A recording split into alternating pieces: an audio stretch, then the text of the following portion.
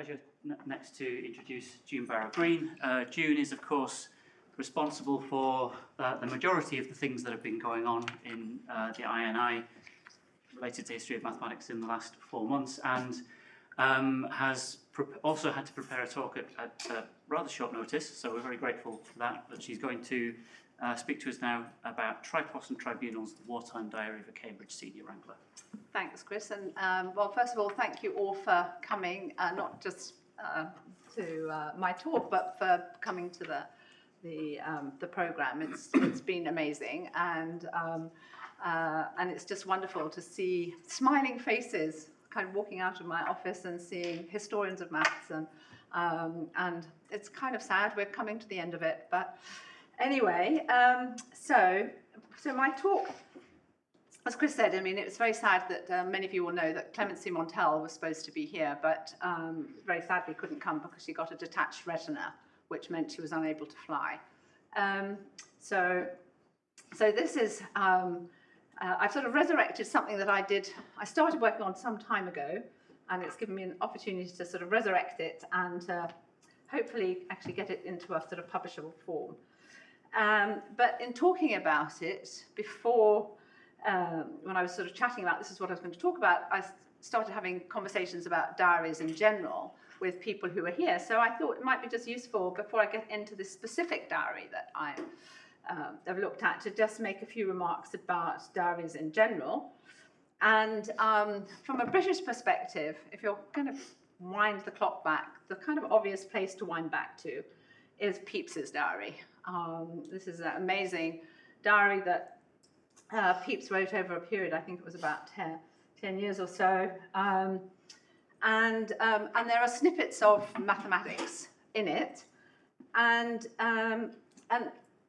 when I was looking at this, my attention had been drawn to it, again, many years ago by my late colleague, John Favell, who just loved this kind of thing. So I'm really happy to be able to have the opportunity to mention him, because he's, I think without him, I would not be doing the kinds of things that I've been doing in my career. But I thought this was kind of quite an intriguing entry, because we see in July 1662, when Pepys is sort of 29, he has his first attempt being to learn the multiplication table. Well, by kind of today's standards, that does seem a bit late for someone who's going to become president of the Royal Society and have quite a distinguished career. And I'm not going to go into the reasons for this, but I wanted to draw attention to it because I found it on this website, which has the transcriptions, happily, of the diary, because you can see it's written in this, this sort of shorthand, because there's some really interesting comments where people ask about that, and people give very informed responses as to why this is the case. And I just thought this was just such a nice example of this sort of collective approach to looking at diary entries, and I recommend it.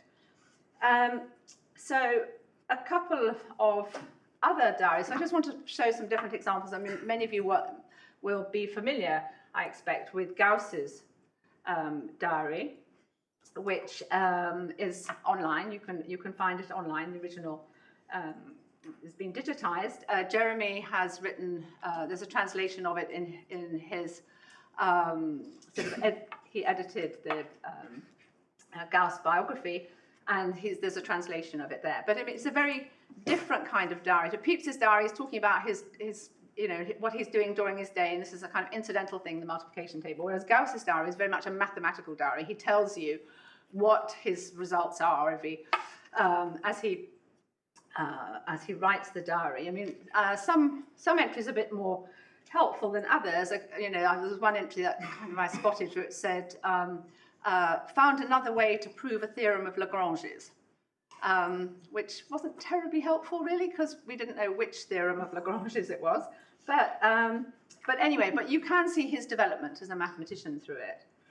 And on the other image I have is from the diary of Robert Leslie Ellis, which I used when I was writing a chapter on Ellis's mathematical education.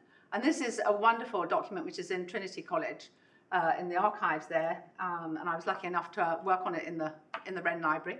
And so here he does tell you, I mean, it's about his everyday life, but a large amount of it is about his development in mathematics, because he's very interested in mathematics from a very young age. This is from the age of 9, and on this particular page where he tells you he's been reading Legendre, age of 9,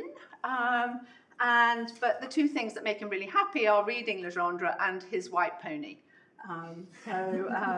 But you know, so you really get a feel for him as well. I mean, I'm very fond of Ellis. So he's one of the people I've really become very attached to in my research.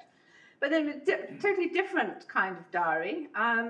So Queen Victoria's diary, which has been digitized. Sadly, the website's down at the moment and has been for a while, and they're hoping to put it back up.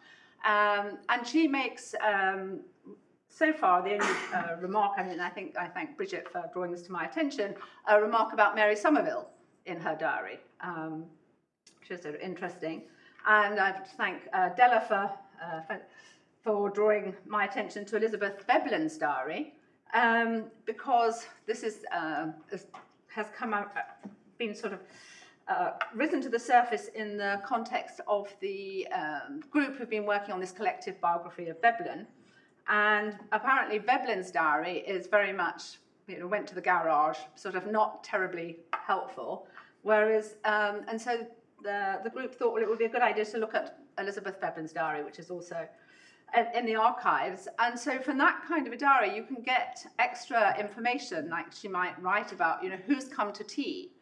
And then that tells you something about the social networks and so forth. So it's not always a question of looking for interesting and valuable information from the diary of a mathematician per se. This one I chatted to Daniel Batecki, who was here, and this is a diary that hasn't been explored, possibly because it's 168 volumes, which might make it somewhat daunting, but as you can see, the handwriting's very good. But I think, you know, part of my thinking about this was that, you know, we're looking forward, so it's kind of giving ideas for future projects. But again, you know, he's somebody who was a mining and a railway engineer, geologist, not a mathematician per se, but he was a fellow of the Royal Society. And when I looked up his election certificate, one of the people who sponsored him was Mary Somerville's son. So I thought, there we have a mathematical connection.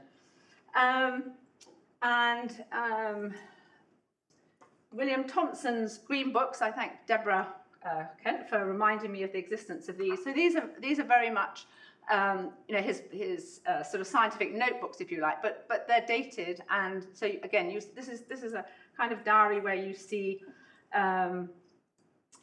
his own thoughts, his development of his ideas, and again, I think there's a lot to be explored there, because there's around about 100 volumes of those for those of you who are interested. A final example is much more up to date, and I thank Ursula for this one. She drew my attention to Daniel Quillen's notebooks, which have been digitized by the Clay Mathematics Institute. And so again, a rich source for people working on mathematics of the 20th century. So I want to just say something tiny little bit in general before I start, because I think for me, what I was thinking about when I was thinking about diaries, I think there's they kind of came into 3 categories, and the thing that was important for me were that they were archival sources that were dated and very, you know, specifically dated, so that you really could tell what somebody was thinking at the time. So you have the diary in the general sense of people writing down about their everyday and all the different things, and there's kind of mathematics in there. And then there's journals where people are more reflective rather than telling you about what they had for tea. And then notebooks like the Thompson notebooks and Quillen notebooks and so on, which are subject-specific record, part of daily work, like the notebooks that Meg was telling us about with Airy and so on. So, you know, so they raise different questions about, you know, who are they written for? Because, you know, is somebody writing them for posterity? Do they really is that what they want? They want people to read them. So they're kind of, that means that they curate them quite carefully. I mean, we know in Pepys's case, for instance, that he stopped writing his diary because his eyesight started to fail. But then after, a bit later, he had them bound and put in with his library. So it was very clear that he wanted them to be available for posterity. I mean, that was a very clear decision that he made. But the thing for me is the immediacy. It's what people are thinking at the time, as opposed to somebody remembering either with rose-coloured spectacles, or maybe not quite such rose-coloured spectacles, of how they remembered things were. And of course, there are pitfalls. How accurate are they? We'll see some examples with White's, the diary I'm going to look at. And also, if people are curating them, do they go back and make later revisions and things like that? So I just thought it was just kind of interesting just to think about these as sources in general. So with that said, I'm now going to look at my diary. So this is a diary of someone called Frances Puryear White. They're in the St John's College archives here. And this is the catalogue description from the catalogue, and it tells you that the diaries are there, and they tell you that they describe his college life as a student and a fellow, and then there's some other things in the diary as well. This is a picture of the lovely library at St John's.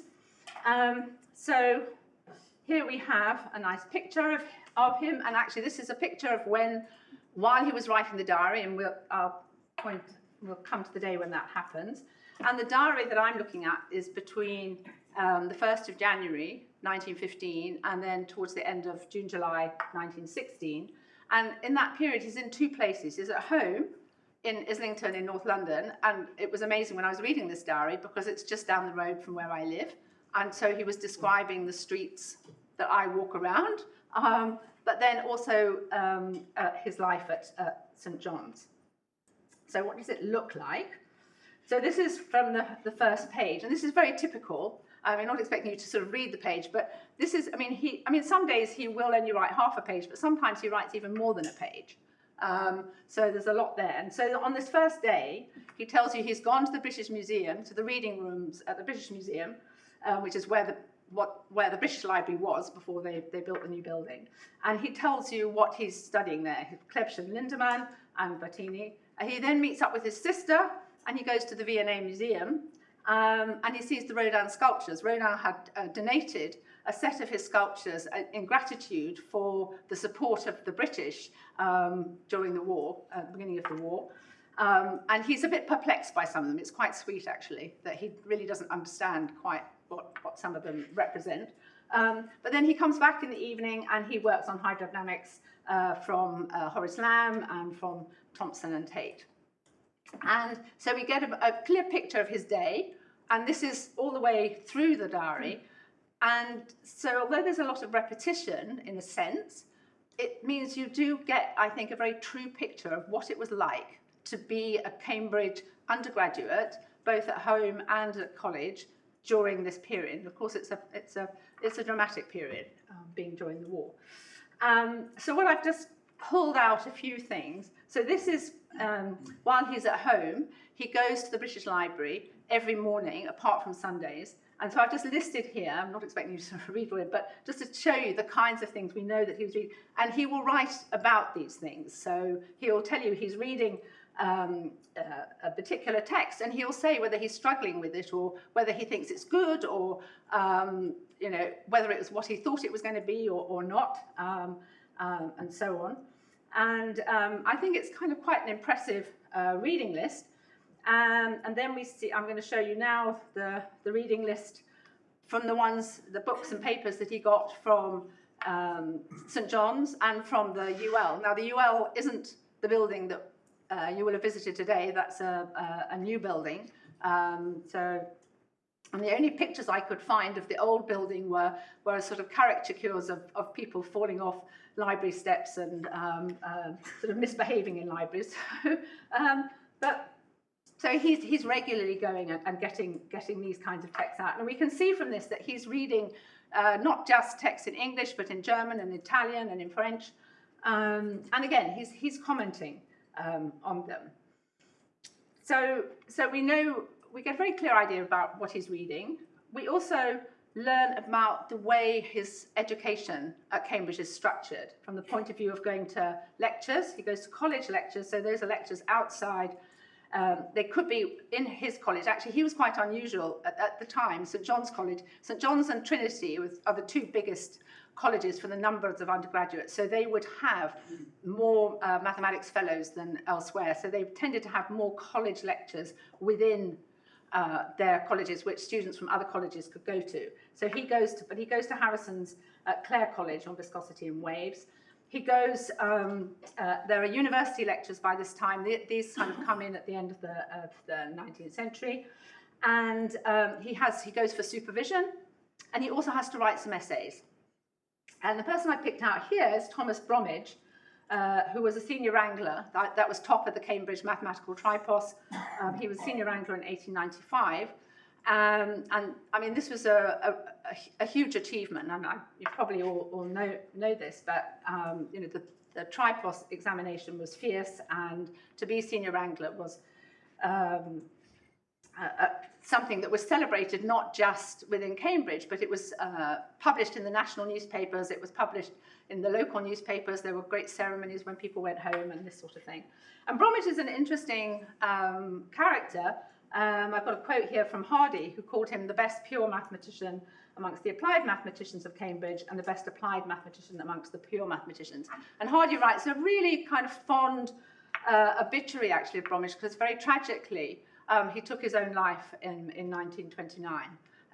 But he clearly had a very good relationship with White. I mean, White goes and consults with him regularly, and he's really helpful. I mean, you feel that he's just a really good person to have in the college, and he's a very talented mathematician. So we see his name coming up a lot. So if anybody was going to work on Bromwich, per se, this diary would be a really useful source for them. The other thing that came up that was really surprising to me, and hadn't kind of occurred to me to think about, but it turns out that White is essentially a pacifist. He's going to be a conscientious objector. And so he details in the diaries about going to meetings, and this is the first one that appears, where he goes to something called the Union of Democratic Control, which is, and it's the inaugural meeting. The chair is Bertrand Russell, and Hardy is one of the secretaries. So this was an organisation that was formed in 1914. It wasn't a pacifist organisation per se, but it pressed for a more responsive foreign policy, and it opposed military influence in the government, and it was opposed to conscription, and it was largely funded by the Quakers. And so this set me on a really interesting train of research, looking to see which other mathematicians were involved in these kind of organizations.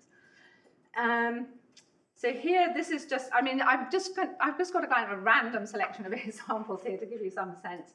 So he goes off to see Baker, Baker is the Lowndean Professor of Geometry. He's also at St John's, and we'll see more of him in a minute. But he says that he went to see Baker, and he gets some mathematical information from Baker, and then Baker says that Severi had been in Cambridge for the 1912 ICM, and Baker says he was quite a nice person. And then when I looked in the proceedings of the ICM, for the Cambridge ICM, you can see where people stay. And Severi stayed in St John's, and he clearly is a guest of Baker's, and actually in the proceedings of the ICM, Baker makes some nice remarks about Severi. So it was kind of a nice way of kind of finding out a bit more about Severi. And then he's already, by this stage, he's going to be sitting the tripos in the summer of 1915. So he's already thinking about, well, what on earth is he going to do next, and how is he going to be funded? You know, should he keep on with mathematics, or should he do something else? So Baker's talking to him about whether he should go to the civil service or not. White is rather doubtful that Baker says, well, he'll probably earn about £500 after he's been doing it for about 7 years, and White's rather dubious about that. Here, this is some more about the Union of Democratic Control. And for me, this is interesting because White sticks in the diary the cards, the invitation cards for these meetings. And this meeting is going to be held in Littlewood's rooms. And of course, we always think of this kind of contrast between Hardy and Littlewood, but Hardy being the person who's really, he's not a pacifist per se, but he doesn't, he tried to sign up for the First World War, but he was rejected on medical grounds. But he's supportive of people who feel for conscientious grounds they don't want to fight. But and Littlewood is engaged in ballistics in the war. But it's interesting that this meeting was going to be held in Littlewood's rooms. So something new there. And then we get sort of comments, and I'll show you a few of these. So Monty, that was one of his student friends. He says, asked about vessel functions. Bromwich referenced Heaviside, who seems a remarkable man. He's got out a large number of results, especially in electricity by a symbolical method, which Bromwich believes to be equivalent to his contour integral. But people refuse to believe his work, which is put down in a peculiar manner, so he has not got the credit he deserves. And then he says, his style too is repulsive and unnecessarily controversial. Again, getting a student's perspective on Heaviside's work. And of course, there was a lot of controversy about Heaviside. He wasn't recognized for quite a while in his work on vector calculus. And then he's the person who basically reformulates Maxwell's equations into the form that we have today. I mean, a hugely talented, but a difficult person to pin down, I think, because he doesn't have an academic position, and there's all sorts of things. So, and another one of these comments is on Ramanujan, who I'm sure is sort of familiar to you. And Ramanujan had arrived in Cambridge thanks to Hardy. He'd arrived in Cambridge in April of 1914. And the sort of following year, White writes in his diary, he's heard a lot about the marvellous Indian who invented the integral calculus as a side issue and was extremely bucked when someone showed him Little Edwards at the notation used there. Apparently his bent lies with the discovery of curious results in definite integrals, theories of numbers. But apparently he knows no mathematics. He's about 35, accounts differ, and he's said to have a wife and numerous children in India. So we know that he did have a wife, but actually he didn't have any children. But so this is where, one needs to kind of know that that this is kind of gossip reporting rather than White having met Ramanujan and talked to him about his wife and children. And so here we have another, this is an extract where he's sort of talking about his mathematical difficulties. And he mentions here, he says he's worked on Hurwitz's celebrated paper. He uses theta functions, which he doesn't know about, but he references to Baker's article in the Encyclopedia Britannica, and then Baker's book on Abel's theorem. And what a magnificent book, but how horribly set out and how difficult to work at, let alone read. Now, of course, he doesn't tell you which of Hurwitz's papers this is. So I've kind of, by kind of process of elimination, I think I've kind of worked it out. But this is very typical, where he will show you how he's kind of progressing through his sort of mathematical difficulties and the sorts of things that, he's only doing, he's doing the tripos here. He's not doing research mathematics, but he's reading really very high level mathematics. Now my next slide is one I particularly like, because he cycles from London to Cambridge. It's like 50, for those of you who know, it's like 50, 55 miles. Imagine what bicycles were like in 1915, and also what the roads were like. And the thing that also shines through in the diary is the friendships that he has. And his particular friends are Stoneleigh, who goes on to have a distinguished career as a geophysicist, but his other really probably his best sort of chum is Harold Jeffreys, who Ursula mentioned when we were talking about Bertha Jeffreys' archive. And Harold Jeffreys is, he comes through the diary as a sort of, he's the mischief maker in the nicest possible way.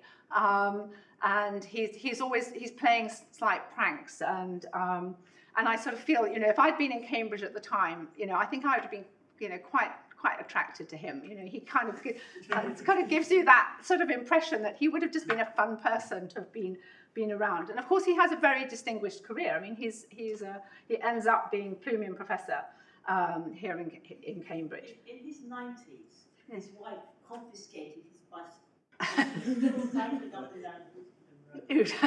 Yeah, so yeah, I mean, he just, you know, everything I hear about him, I think, yeah, he's a really nice guy. So here we have some sort of Tripos gossip. So in May, he says he's heard a good tale about Stratton of Keys. So he was, Stratton had done the Tripos in 1904. He goes on to become Professor of Astrophysics in the 1920s. But he says, you know, that when examining for the trip, that's the Tripos, and he works through the question proposed for Schedule B. So Schedule B is the harder papers, which are the people who are going to be, who are aiming to become Wranglers will sit. And he says any one that he can't solve in 2 hours or under, he rejects as being too difficult. Well, I mean, there's a whole slew of questions they have to answer in 3 hours. So, so it's just like, oh my goodness, these questions are going to be really hard. And this is here we see the photograph. He says, I have my photograph taken at Kidge and Baker. And this was quite a usual thing for students to do at the time, that they would have their photograph taken when they were sitting, just at the time they were sitting the Tripos. So, I mean, this is a very rare example, I think, of having a photograph of a picture. We know exactly what he looked like when he was writing the diary. The other thing that's in the diary quite a bit, which I'm not going to talk about, but I just had mentioned here, was he talks about his confirmation. So he goes off to Ely Cathedral to be confirmed. And there's quite a lot in the diary about going to chapel, and he works for a mission back in London in the holidays and things. And he is a pacifist by religious conviction. So there's a kind of interesting story there for people who are not necessarily historians of mathematics. So there's unfortunately he's quite he doesn't tell you a huge amount about actually the examinations themselves, but maybe he's written enough already on those days not to want to write a lot in the diary. So I've just brought out a couple of things. So he says it was easier, but he didn't do something, you know, he missed a question that he was annoyed about. But then the afternoon paper was nasty. Grace was one of the examiners, invigilated, and owing to the heat, allowed us to remove gowns, coats, and even to smoke. Sort of brings up a rather different picture, I think, to examination halls today. And then at the end, he says he's kind of deciding how he thinks he's going to do. He thinks, I deserve a B, but not if I was examining a B star. So the way they classified the students at this time was the order of merit had been abolished in, I think the last one was 1907 and 1909, round about then, and that the Tripos exams were revised, and there was a lot that kind of went on at that period. And then after that, they would just list the students in classes. So you'd have the Wranglers, which are equivalent of a first class in any other university, and then the senior opt-ins and the junior opt-ins. But within the Wranglers, they also distinguished the very best ones were the B stars, the sort of next best ones were the Bs. So they did kind of keep a bit of an order of merit within it. So he thinks he's going to be in the sort of, he's a Wrangler, but he's not going to be quite at the top, is what he thinks. And then he celebrates by buying a pipe, which he smokes in his rooms, and makes himself ill, although he did expect it. It's very sweet, these kind of comments, actually. I think he's very, it's very conversational. That's what's kind of really joyful about reading it. And his handwriting isn't too bad as well, which is also helpful. So he gets the Tripos results, and he goes to hear the results read out, but they weren't read out, which was very unusual. They just pinned them up. But he got his B star, and he comments on his friends, how they did, and so forth. And then we notice he remarks on the women. Miss Sargent of Newnham was a Wrangler. the small child who used to go to Herman's hydrodynamics. So he kind of makes an observation about her. And then about a couple of others. Then a week later, he learns that he was effectively the senior wrangler, because Grace, who was one of the examiners, told one of the other students that he was. And that was quite common, even though it wasn't publicly announced who was actually the top. So, and on the side there, you can see the published list that was in the Times, and this was very standard at the time. And of course, you notice, it might be, probably can't quite see, but at the bottom are the women, because of course, at this time in Cambridge, although women could sit the Tripos by rights, that was been won for them by Charlotte Scott, who Gemma talked about yesterday, that they could actually sit the Tripos by rights, but they couldn't get degrees, and that didn't happen until 1948. And there's a big story there, which I'm not going to go into. But also notice, of course, this is during the war, so the number of students is reduced dramatically. So as a ratio of men to women students, it's probably as close it's going to be for a very long time. So then, of course, the thing for Wyatt is to think about what is he going to do as a postgraduate. And again, the diary is a really valuable source here, because we don't have this kind of information. The PhD hasn't come to Britain. That doesn't happen until after the war. So there isn't a standard way that people do postgraduate research. There isn't a standard journey that they go on. So he has to think about, he wants to do maths, that's quite clear, but how is he going to finance it? And so he's having to sort of look around for bits of money. And he talks with people in St John's, Cunningham, who I'll mention. I'll say a bit more about him in a minute.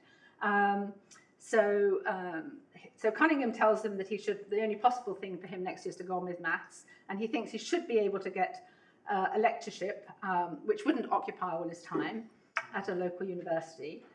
He goes to see Baker, but as he painted the picture as black as he could and wouldn't give any definite advice, I came away feeling extremely worried. And then he goes on in this same diary entry. He has several courses open to him. Well, he could carry on working at maths, or he could try the civil service exams. But and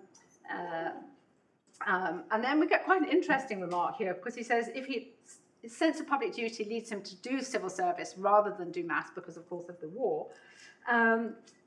Baker said it should be possible for him to get into the civil service without examination, because the government surely wanted men at once. And as we have Johnians in nearly every office, they would be able to get him in somewhere. So the old boy network should work in his favour. And then he just mentions direct war work in an aircraft factory or some such place, but he makes no comment about that. And then he goes to Bromwich. Bromwich gives him advice, and he suggests he goes for the Isaac Newton Fellowship for Physical Optics, and Bromwich has got some problems that he could work on. There's another studentship he could go for, or there's two other studentships he could go for. And so he writes something about, well, what might he do if he gets the Isaac Newton, the sort of work the diffraction business and so on. And he directs him to look at a paper by someone in Oxford. And so, of course, the real thing that we see coming out here is, this is what he wants to do. He wants to do postgraduate work, but how is he going to fund it? So there is the Isaac Newton studentship, and he gets testimonials for that from Baker and from Bromwich, and he actually sticks copies of them in the diary, so we can see exactly how highly they thought of him. And Baker actually said he gave White a copy, he sent also a copy directly to Eddington and Larmor, who were the two professors who were the electors, and then these other studentships. And then he did hear that he got his college scholarship got increased, and then he had an exhibition from London County Council, the LCC. So he kind of is piecing together this sort of portfolio of finance, which enables him to continue and to stay on and do postgraduate work. And so now a little bit about that. So here's a bit more about Baker, who was the Lowndean professor. He'd been elected to the Lowndean professorship the year before. And I quite like this comment. Glowett, who was who's somebody who goes on and has makes a substantial contribution to aeronautics, actually, in the war. He leaves Cambridge shortly after this. And he says, Baker informs that Baker had got married in the vacation. We all exclaimed, what a gain. It turned out to be false. Baker had only had appendicitis. I mean, but then he's pretty pithy about Baker's lecturing styles. You know, the lecture is much worse than last year. Lecture by Baker on algebraic system of plane curves, still pretty bad. And there's several more in a similar vein. One of the things I should have pointed out, Baker was a senior wrangler, and almost all of the people that he mentions and who are taught, I mean, they are senior wranglers. It really dominates the people who are mentioned in the diary.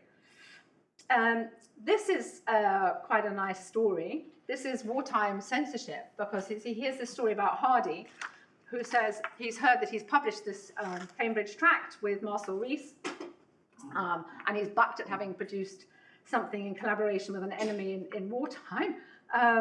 And he says Rees lives in Denmark. He got that wrong. He was actually in Stockholm. And then apparently Hardy had written to him on a mathematical subject, and the letter contained a good many mathematical symbols, and he mentioned the name of a German worker at the end. The censor got hold of the letter, determined from the German name that it must be a code message, and spent hours trying to interpret the symbols as a cipher. Failing altogether, he refused to let the letter through. So it was quite an interesting sort of insight. And there are lots of comments which I won't be showing you about it. The war is unsurprisingly ever present in various ways, whether he mentions the blackouts and various things. But this was quite an interesting one. And here, this is to observatory. So this is to your observatory, Meg. He goes, and he quite often goes to the observatory. And he says, Newell told us of a scheme that he'd been sent to Sir Percy Scott for destroying Zeppelins, and this is an extraordinary, consisting of a tower a quarter-mile high, to the top of which fastened ropes with bombs at the end. These ropes are made to revolve at speeds of 90 miles a second and will catch and destroy Zeppelins. And of course, I mean, it is a sort of extraordinary, but of course, I mean, Zeppelins, it was horrendous, because this was when the Zeppelins came over and they first started bombing London. It was the first time that Britain had been invaded, and since the Dutch had come up the Thames, I think it was in the 17th century. And it was really deeply shocking. So people were coming up with these kind of completely mad ideas about how to destroy them. Sort of a bit more here, where on the Union of Democratic Control, and again, Wright sticks these invitations in his diary. And what happens is that there's supposed to be a meeting of the Union for Democratic Control in Littlewood's rooms, and then Trinity say, no, you can't do that, we're forbidding it. So then they move to the assembly rooms in Downing Street, and then they're told, no, you can't meet there either, because this is considered to be sort of unpatriotic. And then he has a handwritten card from Hardy saying, telling him where the meeting is going to be held. And so I think, you know, it's kind of informative about the different responses to these kinds of organisations within Cambridge. And one thing I should mention as well is it's very clear from the diary that White has friends who are going off to the front to fight, and there's no tension between them about it. I mean, it's an intellectual position. White holds his pacifist position, and but as we'll see, the situation is very different for him at home. This was an extract I rather liked, because he's doing the work he's doing. He says it tells you a bit about what's going on with his friends who are in the Navy. And then he says he had to go to the college library to get the value of some cosines to a large number of places. And he found them in Briggs's tables and also in Legendre's fonctions elliptiques. But then a couple of days later, he needs them for even greater precision. And so he goes back to Rheticus's tables from the 16th century in John's library. I mean, I don't quite know why he needs them to this high precision, but I sort of gasped with surprise when I saw this when I was in the library, and I was chatting to the librarian. He said, "Oh, do you want to go and see them?" So we went up to the library, and he pulled out, Reticus's tables to show me. But I thought it was, quite something to see that these tables were still being consulted in the beginning of the 20th century. Another of his lecturers he's not too complimentary about is Joseph Larmor, who was the Lucasian professor. And he says he's frightful, he's difficult to follow, frightful to get down in notes, dodges backwards and forwards, covers the board with arrows and signs and words in tiny writing. He also says in this first one that he goes to form a Cambridge branch of the No Conscription Fellowship. So this is because in January in 1916, the Military Services Act had just come before Parliament and had been given the go-ahead. It actually comes into law in March 1916, and that was for conscription. And conscription was pretty wide, and so this was what prompted the No Conscription Fellowship, which was probably the most influential of. There were a number of other pacifist-type organisations, a bit like the Union for Democratic Control, but this one was probably the most influential. But then a few days later, and I've missed out some of the other ones about Larmor, he says Larmor's a really awful man, made several sneering remarks about the pure mathematicians, which I'm sure were partly for my benefit. In applied mathematics, one has to feel one's way. Pure mathematicians merely follow their noses. His applied mathematics is what I prefer to call physics. Then another thing that emerged out of the diary was this Grad Square B Club, which again I didn't know existed, and there are in the archives in the university library is the minute book for this club. So it was a club for sort of basically mathematical physicists, and there was just a certain number of people could be a member of it. So it's only when somebody kind of dropped off the end that somebody else could join. But it was interesting to see that it actually encompassed people from across the academic spectrum. So from Eddington, who was professor of astronomy, director of the observatory, to lecturers like Cunningham and Rob, and then his chums, Jeffreys and Stoneleigh. And again, there's a lot of detail in the diary about these meetings. And this meeting took place in his rooms. I mean, he's just, he did the Tripos only a few months earlier. So he's a very young postgraduate. And so it's kind of interesting to see this sort of Cambridge network of people working on these things. And incidentally, Cunningham was another one of the conscientious objectors. He had been so appalled at the horrors of the Boer War. And also, interestingly, he came from Islington. And here we get, I want to kind of draw attention to Miss Sargent. We saw Miss Sargent a little bit earlier, but we get more and more little comments about Miss Sargent not there. And I sort of feel White was a bit sweet on Miss Sargent because, she's the one woman mathematician whose name comes up much more often than others. He tells us about, the weather, it's very cold and so forth. But then what we get in the next day, he has a card from the Holloway recruiting office. Holloway is where he lived in Islington, part of Islington, and asking him whether he's attested, i.e. whether he's signed up. He's prepared to go and fight. And so he says no, he's got no intention of doing so. And then he goes to the union. That's another thing he does. He goes and listens to debates and things in the union. And he says, I see a history man has not been allowed exemption to take his Tripos this year on the grounds that history is not important at present. He's very historically sensitive, White. He's interested in things like paleography and things, and he's very wide reading. And so what happens is then he has to come up in front of tribunals. And so we get he comes up through a whole lot of them. So there are various levels. You can be exempted from combatant service, and so do non-combatant service, i.e. you might go and, drive the trains or, things where obviously occupations people have gone off to the front and so forth. And in this first one, there's sort of mention of his, they find some medical issue. In the second one, he says he goes to the hall and various people go there, and actually young Baker was Frederick, the professor's son, and he is imprisoned as a conscientious objector for after he comes out from the tribunals.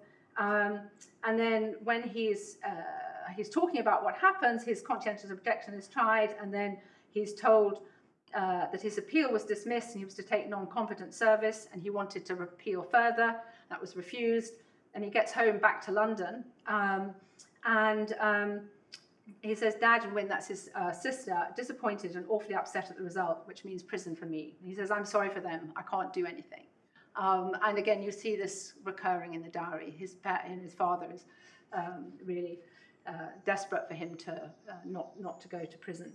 And then this one, there's one of these nice little excerpts about Jeffreys, who's been summoned, I heard, later for cycling on prohibited ground in Free School Lane. So here he is at home, and the war is made very vivid by this Zeppelin raid that they hear. Also, there's another bit about his father appealing him to give in and not go to prison, and so forth. So again, it just really brings the war right up front. This was, I quite like this. He says he discovered that Bertrand Russell's on the Principles of Mathematics would cost him a guinea, and he came to the conclusion it wasn't worth going to for a week. Then he goes down, tells people of his decision, and he has problems reading Cunningham's Relativity. Miss Sargent appears again. A third tribunal, and this one, he listens to the case of Milne. Milne actually goes on to work on anti-aircraft gunnery. Actually, his lots of interesting things are in the Hill papers, because he's part of the Hill anti-aircraft gunnery group at Churchill College. So that was interesting. And then he talks about Eddington. And he says, it's most undignified to see the Vice-Chancellor and the Master of Dons pleading to be allowed to keep these men. What's the university coming to? In Eddington's case, the university plead for him on the grounds they need him for the observatory and so on. But Eddington is adamant that he also wants it to go on the record that he's a conscientious objector as well. The university would rather he didn't do that, but he gets temporary. His appeal is granted for a temporary basis, is given a sort of date, and luckily for him, the war ends before his sort of Eddington's time is up. So he says in his own case, it gets adjourned and he has to go again for another week of freedom. He's got to come up for another one. This one I thought was quite interesting because a friend of his in Trinity tells him that Hogburn's going to be arrested. So they go out and they all go to Hogburn's rooms. Lancelot Hogburn, some of you may know him because he wrote this popular book, Mathematics for the Million. He was really a zoologist. And actually when I was looking for this, he married a female mathematician, who's somebody I didn't know about. It's another side issue. So anyway, they go to see what happens, and then Hogburn subsequently read a paper to the Socialist Society at Newnham, and he was arrested there, and then he goes to prison. And then he says he goes round to Bertrand Russell's, and a large number turn up, mostly conscientious objectors, because Russell's going to be prosecuted on Monday for writing no conscription fellowship leaflet. Because and Russell was absolutely upfront about this. He makes this. He writes a letter to the Times. Fake it. Here I am. I did it. And he's eventually dismissed from the university. And there's a big ruction within the fellows of Trinity, with the older fellows saying he should be lose his fellowship, and the younger fellows, both conscientious objectors and the people who are not happy, but are prepared to fight. Siding with Russell. And Hardy writes a book all about this, actually much later in 1942, which you can read. It's a kind of really interesting incident. But again, so for me, it was interesting to see this actually reported in White's diary. And the fourth tribunal comes up,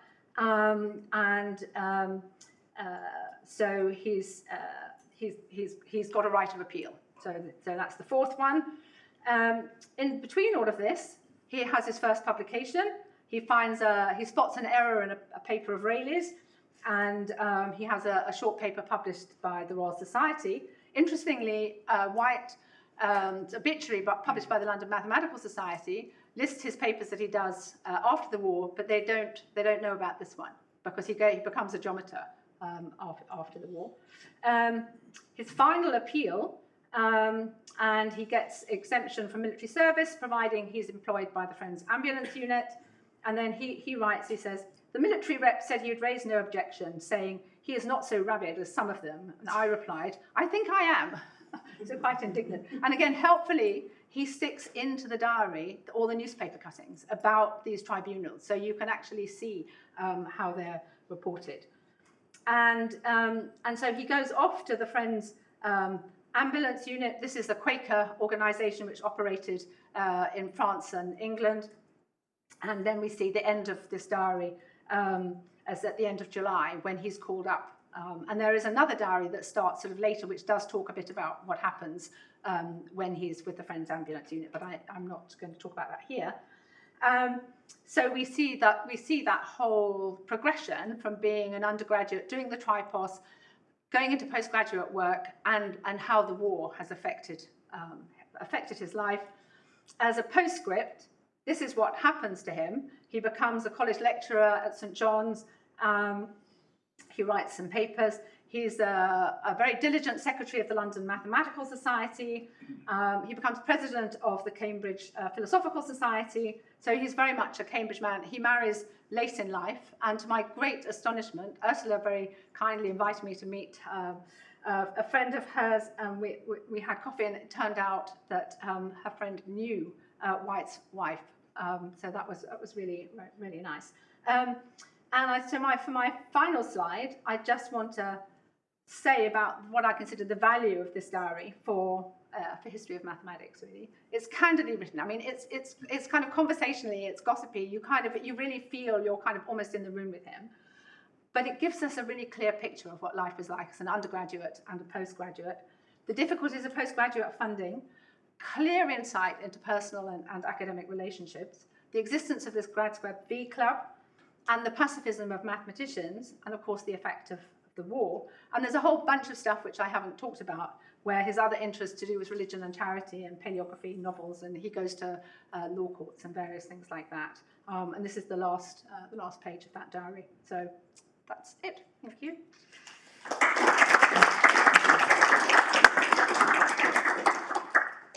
Thank you very much. Do we have any questions? Nicola. So when you mentioned his cycling, it reminded me of the Wall's description in Masters of Theory of the importance of physical education and exercise for physical theories at Cambridge around the same period. So I was wondering, first of all, how does your picture of him square with that book? Yeah, absolutely, 100%. That's a very good point. I should have mentioned that. Exactly. His day at Cambridge is in the afternoons. He either goes for a cycle ride, goes for a walk, or he plays tennis.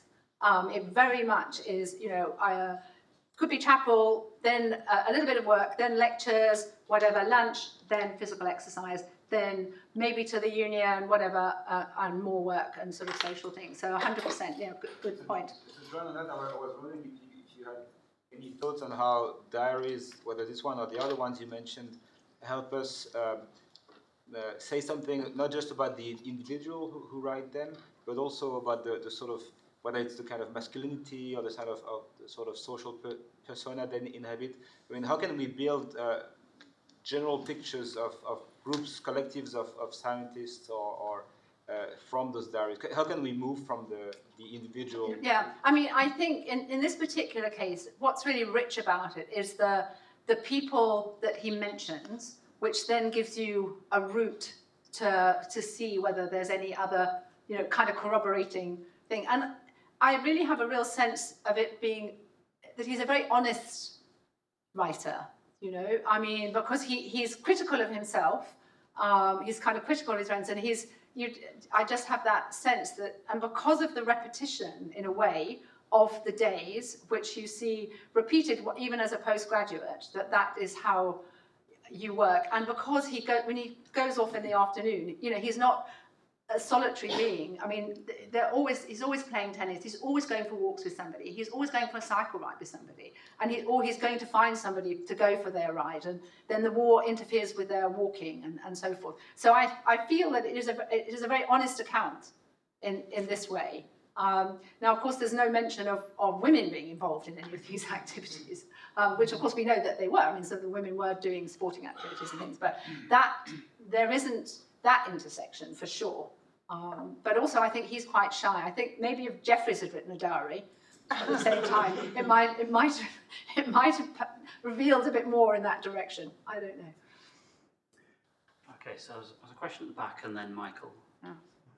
So I have a question in regards to the tribunal period. So if I understood correctly from your presentation, he was brought to trial because he didn't sort of comply with the trial. Yeah, he didn't attest, so it was automatic. Yeah.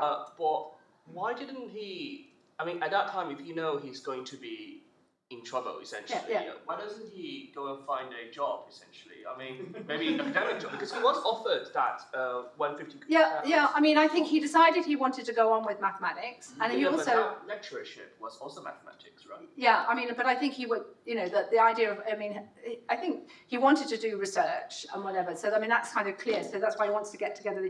But he's balancing all the options at the beginning, and then you see him kind of, that's what I want to do. I'm going to do research, and he's so absolutely convinced of his position on the war that he's not going to do something to just get out of it. He'll do what his conscience will allow. So I think it's So it's he an entirely. consciously chose to stand off with the government. Sorry. So he consciously chose to stand off with the government. Yeah, and I mean, I think it was a very principled position, and there are a bunch of them, and some of his friends are similar that come up before these tribunals. And as I say, some of them they have at different levels, but it seemed a very logical consequence when you read the diary about the decisions that he's making. I'm not sure if you researched the Second World War, but in the Second World War, was there a similar phenomenon? No, I haven't. I mean, my research is only on that, but thank you. Thank you. Michael? So I want to thank you for, as usual, a very rich and colorful lecture on a fascinating source. I wanted to ask a kind of more specific and then a more general version of Nicolas' second question. So the specific version of it is, how are you thinking about or accounting for what you might call a diarist's bias, that the sort of person who keeps a diary is not going to be a typical person, or how do you account for how the very virtue of keeping a diary changes how representative they are of their milieu? And then the more general version of that question, really sort of inviting you to expand on this last slide, is it's manifestly clear that these kinds of sources add color and detail to our understandings of this period. But I wonder also to what extent you've thought about how they change our big picture understanding of what's happening in mathematics, both in Cambridge and beyond in this period, and how these sources can really reorient our historiography. So I think, in answer to your question, it's a very good point. I think diary writing was probably a bit more common then than it was now. And I think it's kind of impossible in a way, but I think being aware of, but I think it's the fact that because we've got this, it's absolutely, he does write in such detail every day, and he's very consistent in, as I say, he's critical of himself or whatever. And I think he was writing it as a kind of aide memoir for himself for later, because obviously that's where they were kept. And he dies first, and his wife gives the diaries to St. John's, and they weren't children. So I think I don't think there was any agenda for him in doing it, other than he needed to. I do think a possible agenda was actually the mathematical aspect of it, seeing what he's reading, keeping a note of. So he's kind of keeping a mathematical diary interwoven with an ordinary diary. But I think, I mean, one of the big things that came out of it for me, in answer to your second question, was the whole pacifism aspect of it, which I mean was just not something that had occurred to me to even think about. And then when you see that, you know, Cunningham, Stoneleigh, him, I mean, there's a whole bunch of them who are, and there's definitely more, I would suggest, within that mathematical community than you would expect. Think of the population. So I think, you know, that is a very big sort of thing, and also about kind of community. I mean, like this Grad Squared V Club, which I had no idea about, and seeing how students and academics interact at a level which I didn't really expect, to be honest. So I would say those things are what kind of first come to mind. Okay, so we'll squeeze in just one last question if it's quick. Damien. It's a good question, but this business about Russell's lectures that he had to pay a guinea. Yeah. Do you know what this is about? I mean, why would that? Why would that? But because they were just extra lectures, I think. So yeah, I mean, I haven't looked into that, but so this kind of thing happened. So yeah. You would have university lectures where you would have to pay. Yeah, well, I mean, but I think if they were being done, you know, being done extra, I guess. I mean, I don't know. I haven't. But good question. I haven't looked into it. But I've no reason to disbelieve. You know, I mean, disbelieve him. But I just wonder whether it would have been paid to Russell or whether Yeah, it was universities. Yeah. Maybe Norbert had a quick. I'm sure Norbert's question is quick. Sure. Norbert, did you have a Oh, question? I'm sorry, Quick, I yeah. thought this was the last. Yeah, no, but I just knew. Thank you very much for this rich talk and also the problems that come from it, from the richness of the diaries. But since at the beginning you mentioned Gauss's diary, which is not a diary but a notebook, I would just like to point out that not a single one of the printed editions of it mentions the fact that it doesn't end with the last entry, but if you turn the page, there is a love poem by Rousseau in French and in German, and then it carries on with other little notes about computations that he has made. So, thank you. So, yeah, so diaries are even richer than we sometimes think. So, okay. Thank you. That's a really nice note to end on. So yeah, thank you again to you.